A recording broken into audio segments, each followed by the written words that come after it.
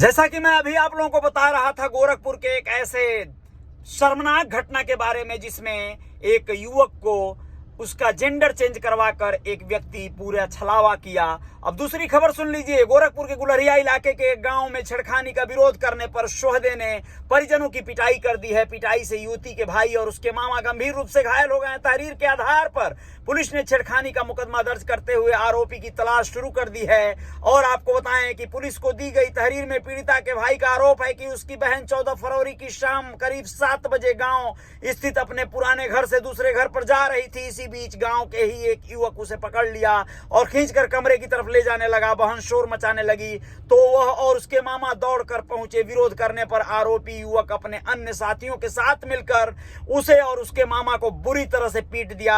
आरोप है कि आरोपी युवक इससे पहले भी कई बार उसकी बहन के साथ छेड़खानी करने के साथ गलत इरादे से रोकने की कोशिश कर चुका है। लोगों के कहने पर समझा बुझाकर छोड़ दिया गया था।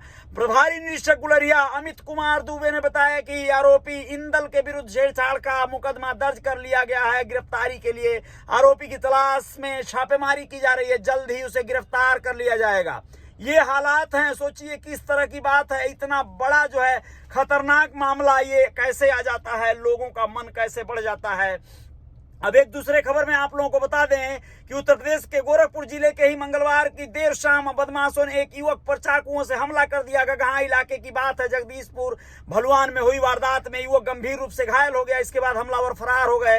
हालत नाजुक होने के कारण उसे सामुदायिक स्वास्थ्य केंद्र गगहा में प्राथमिक उपचार के लिए ले जाया गया, जहां डॉक्टरों ने उसे हालत गंभीर देखा और जिला अस्पताल रेफर कर दिया। दोस्तों, सूचना पर पहुंची पुलिस मामले की पड़ताल में जुट गई है। गगहा इलाके के बांस गांव के निवासी रामदेव का 30 साल का बेटा हरिंदर कुमार रात करीब 10 बजे काम के बाद साइकिल से घर लौट रहा था। इसी बीच जगदीशपुर भलुआन के पास राष्ट्रीय राजमार्ग 29 पर पीछे से अज्ञात युवकों ने हरिंदर कुमार पर चाकुओं से ताबड़तोड़ वार किया। वह जान बचाने के लिए भागने लगा तो बदमाशों ने उसे दौड़ाकर गर्दन, पेट, पीठ और पैर में कई वार कर गंभीर रूप से घायल कर दिया, जिससे वह बहुत बुरी तरह से सड़क पर गिर पड़ा है। दोस्तों, चीख पुकार सुनकर आसपास के लोग दौड़े, लेकिन लोगों के आता देख हमलावर भाग गए। ग्रामीणों ने घटना की सूचना उसके परिजनों और पुलिस को देने के साथ साथ सामुदायिक स्वास्थ्य केंद्र पर गगहा पहुंचा दिया, जहां प्राथमिक उपचार के बाद डॉक्टरों ने उसे जिला अस्पताल के लिए रेफर कर दिया। जिला अस्पताल में हरिंदर की हालत गंभीर बनी हुई है। एसपी साउथ अरुण कुमार सिंह ने मौका मुआयना करने के बाद घायल युवक से पूछताछ की। उन्होंने बताया कि पुलिस मामले की जांच कर रही है। दोस्तों, अब इस तरह के हालात भी होने लगे हैं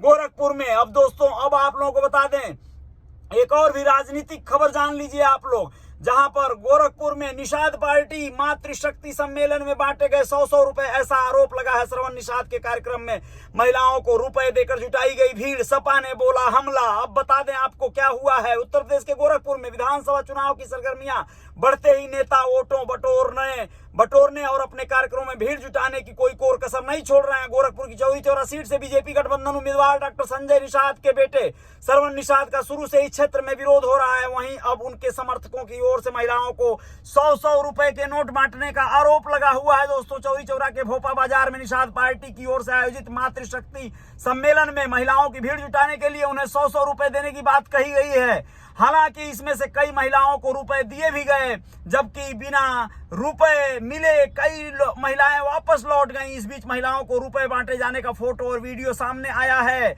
जहां पर विरोध भी सक्रिय हो रहा है। विरोधी दल जो है सक्रिय हो रहे हैं। विपक्ष के लोगों ने बीजेपी और निषाद पार्टी पर हमला बोलना शुरू कर दिया है।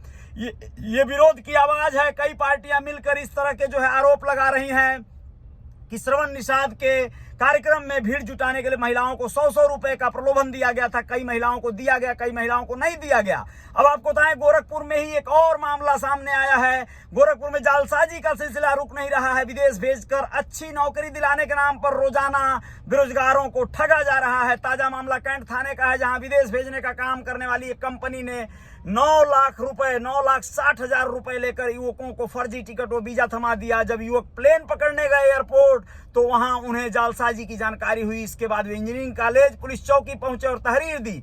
पुलिस ने तहरीर के आधार पर कंपनी के मालिकों पर जालसाजी, कूटरचित दस्तावेज बनाने, ठगी के आरोप में केस दर्ज कर लिया है। पुलिस आरोपियों की तलाश में जुटी है। दोस्तों सोचिए इस तरह के मामले कैसे आ रहे हैं सामने। पुलिस के अनुसार देवरिया के रुद्रपुर के अवस्थी गांव निवासी आशुतोष कुमार निषाद पुत्र उदय भान व उसके 3 साथी दुबई कमाने के लिए जाना चाहते थे। उन्होंने कैंट के इंजीनियरिंग कॉलेज के सिंहड़िया स्थित विदेश भेजने वाली कंपनी स्काई लाइन के दफ्तर पर संपर्क किया। यह कंपनी पहले ट्रेनिंग देती है और तरह तरह के रोजगार विदेश में दिलाती है। आरोप है कि कंपनी में रोजाना 30 से 35 युवा ट्रेनिंग लेते हैं। हर एक युवक से 30,000 रुपए से 35,000 रुपए जो है लिए जाते हैं। आशुतोष व उसके दोस्तों से कंपनी के ने ऑनलाइन पेमेंट के माध्यम से कई बार 30,000 रुपए कुल मिला के कई लोगों से 9,60,000 रुपए ले लिया। बाद में उन्हें फर्जी टिकट व वीजा दे दिया, जिसके आधार पर मंगलवार की देर रात कंपनी के मालिक श्रीधर चौहान व विशाल मिश्रा के खिलाफ केस दर्ज किया गया है। इंस्पेक्टर शशिभूषण राय ने बताया कि मामले में केस दर्ज कर आरोपियों की तलाश की जा रही है। अब और एक खबर बता दें, चौरी चौरा पुलिस ने भी विजिट वीसा पर विदेश भेजने के आरोप में बदुरहिया स्थित RBS ट्रेनिंग सेंटर के विजेंद्र सिंह के खिलाफ केस दर्ज किया है। दोस्तों कंपनी ने कई युवाओं को नौकरी के लिए पैसे लेकर विजिट वीजा पर विदेश भेज दिया। 1 माह रहने के बाद युवा वहां से भाग आए। यह केस बड़हलगंज कोतवाली क्षेत्र के बैदौली गांव निवासी बब्बन चंदन कुमार प्रजापति और नवरत्न प्रजापति ने दर्ज कराया है। कंपनी ने पासपोर्ट और प्रत्येक व्यक्ति से 85,000 रुपए लिया है। सेंटर संचालक विजेंद्र सिंह ने उनको विश्वास दिलाया कि यहां से आप लोग विजिट वीसा पर दुबई जाइए, वहां आप लोगों का 2 साल का एम्प्लॉयमेंट वीजा कंपनी लगवा दिया जाएगा।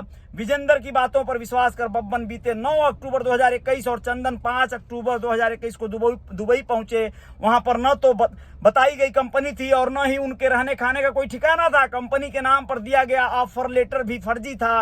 1 महीने तक वो किसी तरह वहां इस उम्मीद में काट दिए कि काम हो जाएगा, लेकिन जब उनका काम नहीं बना तो वह दोनों घर से रुपया मंगाकर किसी तरह वापस लौटे। सोचिए इस तरह से युवाओं को ठगने का कार्य हो रहा है गोरखपुर में, और इस पर सख्ती अगर प्रशासन नहीं बरता, कानूनी कार्रवाई तेज नहीं हुई तो ऐसे ही तमाम जो है युवा परेशान होते रहेंगे, तमाम जो है युवा जुआ खेलते रहेंगे, अपने भविष्य का जुआ। दोस्तों आप लोगों को बता दें कि इस तरह के घटना और हादसा एक से एक जो है घटित हो रहे हैं गोरखपुर जनपद या अन्य तमाम जगहों पर। इसके साथ साथ और बता दें एक बात आप लोगों को कि संत रविदास जयंती बड़े हर्षोल्लास के साथ मनाई गई है। गौतम बुद्धा सेवा समिति के अध्यक्ष बोले, जातिगत भ्रम को दूर कर संत शिरोमणि ने मानवतावादी मूल्यों की नींव रखी थी। इस तरह का तमाम आयोजन प्रयोजन चल रहा है और आप लोगों को और कुछ खबरों के साथ हाजिर होंगे। जय जयकार जारी रहेगी। आप लोग मुझे फॉलो करते हैं, इसके लिए बहुत बहुत धन्यवाद, आभार। आप लोगों को बताना चाहेंगे कि शीघ्र ही हमारे रियल रिपोर्टर न्यूज वाले पेज पर और रियल रिपोर्टर न्यूज स्टार वाले यूट्यूब चैनल पर बहुत ही शानदार, क्रिएटिव और जोरदार जुझारू फीमेल एंकर आने वाली हैं और आप लोगों को खबरों का तड़का और शानदार मिलने वाला है। जय जयकार जारी रहेगी। बहुत बहुत धन्यवाद, आभार आप सभी का। जय हिंद, जय भारत। अपना ख्याल रखिएगा। कुछ और खबरों के साथ बने रहेंगे हम लोग आप लोगों से कंटिन्यू। बहुत बहुत शुक्रिया।